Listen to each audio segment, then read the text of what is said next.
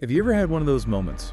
Something that happens that feels, well, completely outside of normal life. Something chilling, maybe. Oh, absolutely. The kind of thing that makes the hair on your neck stand up. Things that just don't have an easy explanation. Exactly, like they've stepped out of Yeah. somewhere else. And sometimes those phenomena, they intersect really vividly with people's lives. You can't just ignore it. You really can't. And today, we're going to dive deep into a story just like that. It's a narrative built from the material you sent us. It starts out simply enough, a young guy just wanting the usual things, Mhm. but it twists pretty quickly into a confrontation with something. Well, something ancient, persistent, and really terrifyingly personal. Right. We're looking at the life of Omar, a young man in Cairo. His goals weren't huge, just that quiet, deep desire to build a home, find a partner, start a family. Very normal. Totally normal. But what's interesting right from the start is this sort of hesitation from his own family and friends about his plans. It's mentioned early on, Yeah, that is curious, isn't it? Like a little warning sign flashing before anything even happens. almost like an undercurrent of something. So our goal here in this deep dive is to really unpack this specific sequence of events, just as it's laid out in the material you put together for us. We want to understand the strange things that happened that derailed Omar's hopeful start. Right. And really importantly, how this presence, whatever it was eventually confronted. It's about following the story exactly as it's told. Makes sense. So let's start there with Omar trying to build his life. He seems like a good guy, really focused. Yeah, and the material describes him working hard, saving up his money bit by bit. You get the sense he was very dedicated. He had a clear vision, just a simple, comfortable life, rooted in family. And he gets that first step done. He buys a small house in Cairo. You can picture it, right? Ready for a family. So, house secured, he does the traditional thing, goes to his mother, asks for help finding a wife. Really paints a picture of hopeful normalcy, doesn't it? Yeah. Everything going according to plan. And that's where Layla comes in. She's described really warmly gentle, beautiful. Omar was apparently captivated right away. It sounds like it was a pretty instant connection. Yeah, like it was just meant to be, at first glance anyway. Their courtship was quick, but the affection grew. Real respect there, a genuine bond. And that led, naturally, to a wedding. A big celebration. You imagine everyone's happy, hopeful, life looking perfect. So they head off to a nice hotel for their wedding night, the culmination of everything. And that's when it happens, the unimaginable. Yeah, the atmosphere just shifts suddenly. A chilling feeling washes over Omar. Like a cold dread. More than that, he sees it. Something manifests right there between them. It's described as this dark, shapeless shadow. Wow. And it's not just there, it's like a physical barrier. It actually stops him, physically prevents him from reaching Layla, pushes him back. Oh my gosh, imagine that. The absolute peak of intimacy, and suddenly there's this Yeah. thing blocking you, something that shouldn't even exist. Exactly. Panic just hits him, instantly. He's described as stumbling back, his mind just racing, trying to make sense of it. I mean, what else could you do? The sheer impossibility of it. The fear is so total, so overwhelming, his instinct just takes over. He bolts, runs right out of the room. Leaves her there. Leaves her there, runs from the terror. She's apparently completely unaware of what just happened. His mind must have been pure chaos. Utter chaos. But eventually he must have calmed down a bit. Or the fear changed. Yeah, he goes back cautiously, Yeah. still terrified. He finds Layla just asleep, peaceful, like nothing happened. As if she wasn't affected at all. Exactly. But for Omar, that memory's burned in. The shadow, the feeling of being blocked, it's vivid. Impossible to shake off as just nerves or a dream. Right, you can't unexperience something like that. So the next morning, this thing is hanging over them. He knows they need help. This isn't a normal newlywed issue. Not even close. This feels like something spiritual, something deep. And that realization leads them to Sheikh Hassan. He's Omar's uncle, but more than that, he's described as this really respected figure, known for wisdom, spiritual guidance. Going to him specifically really shows how serious they felt this was, doesn't it? Yeah. They needed that kind of insight. Definitely. So Omar tells the sheikh everything. You can almost feel the fear still in his voice as he recounts it, trying to explain this apparition. So the sheikh, he just listens. Yeah. Really listens. Doesn't dismiss it. No, he's described as very attentive, very thoughtful.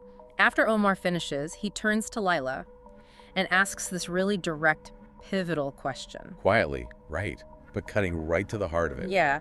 He asks if she's ever experienced anything unusual in her whole life, any strange things happening, unexplained sightings. And this is where it all shifts, isn't it? It wasn't just about the wedding night. Layla has a history. A long history. She hesitates at first. You can tell it's difficult. Yeah. But then she admits it. She's been seeing someone. Or something. Since she was 9 years old. 9, wow. And it's a boy she describes. A boy, yeah. With these really striking features, intense blue eyes, and incredibly pale skin. Which immediately sounds different, Turkey. right? Not typical for the region. Hints at something otherworldly. Exactly. And her story goes way back to a childhood dare. Her friends Sarah and Adam being kids, exploring where they shouldn't. The abandoned house on the edge of the village. Classic setup. Totally. The kind of place that just pulls kids in with that mix of fear and curiosity. So they're exploring, and Layla falls. She falls. And as she's getting up, shaken, probably busty, that's when she sees him for the first time. Inside the house. Watching her. The boy with the piercing blue eyes. Just watching. Silent observation. And it wasn't just that one time. From that day on, he becomes this recurring presence, just appearing sometimes, watching her. That's incredibly unsettling, just being watched like that. And it gets weirder. There's this detail about gifts. Gifts. Yeah. Every year on her birthday, these beautiful, intricate little trinkets would just appear on her doorstep. No note, no explanation. Wow. Like a secret admirer, but Yeah. deeply creepy. Right. A silent, constant reminder that he's there, watching, aware of her, marking her life.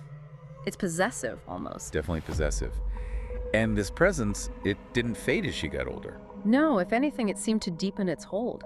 When she was 17, the family moved away to Riyadh.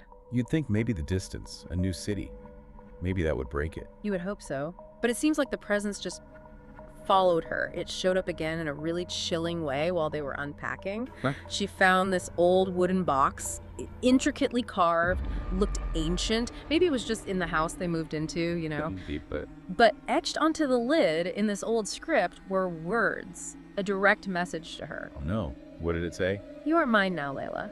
Chilling. Just a direct claim after all those years of silence and watching. Exactly. It wasn't just watching anymore. It was an assertion of ownership. And did things get worse after that? Oh yeah, they escalated. Soft whispers at night. That distinct feeling of someone cold beside her in bed. But she'd wake up and no one was there. Empty space. So it moved from just seeing him to hearing things, feeling things. Much more invasive. And there's something else too, wasn't there? Something about forgetfulness. Right. Really disturbing. She started waking up unsure if she'd done her morning prayers, like something was actively trying to interfere, so confusion, maybe weaken her faith. That suggests a level of intelligence, of purpose behind it. Not just a haunting, but an interaction. Definitely. Her parents, understandably, were terrified. They took her to a local folk healer, trying to find some kind of answer, some help within their cultural context. But this healer, the material suggests he wasn't exactly legit. Yeah, described as a charlatan, unfortunately. He gives this dramatic pronouncement.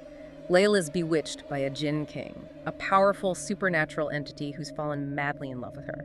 Okay, so he identifies it as Jinn. And his advice. His advice was awful. Marry her off, quickly. He thought maybe marriage would break the Jinn's hold somehow. Which, looking back, might explain that initial hesitation from Omar's family and friends, right? It clicks into place, doesn't it? They might have known about these problems or heard rumors, feared for her, and for anyone who got involved with her. Makes sense. It wasn't about Omar himself, it was about this shadow she carried. So, Layla tells Sheikh Hassan this entire long story. From the dare, the boy, the gifts, the box, the whispers, the charlatan, everything. And the Sheikh's reaction after hearing all that. Solemn, heavy. You get the sense he understood immediately. He connected Omar's wedding night horror with Layla's lifelong ordeal.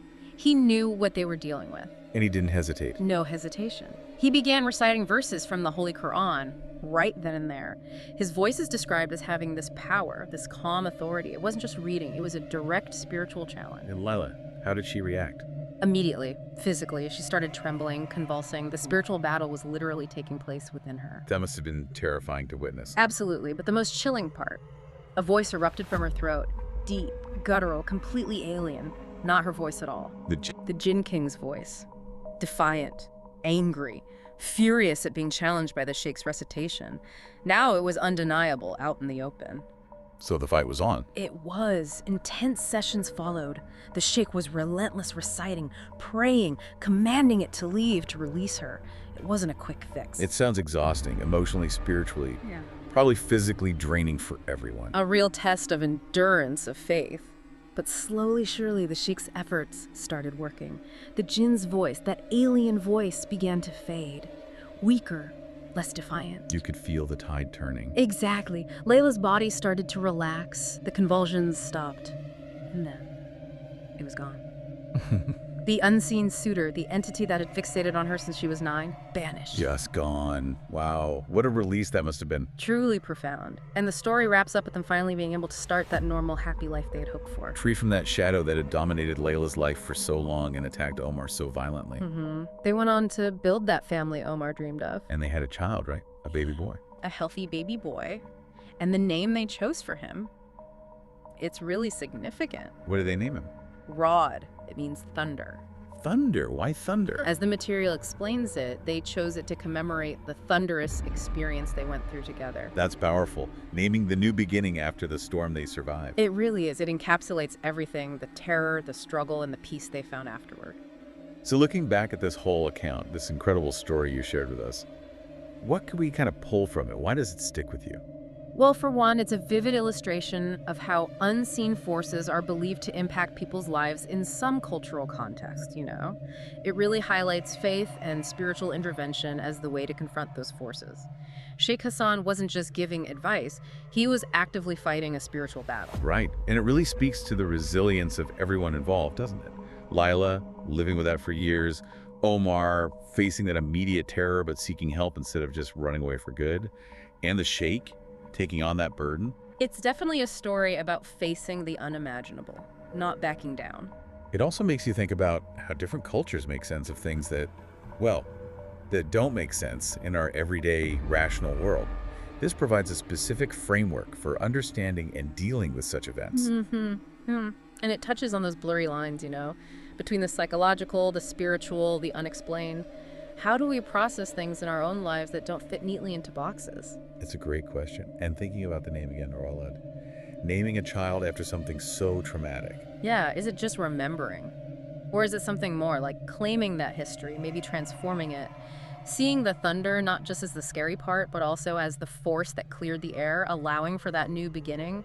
It's a lot to carry in a name. It really is. Something powerful to think about how we carry our past, even the terrifying parts, into our future.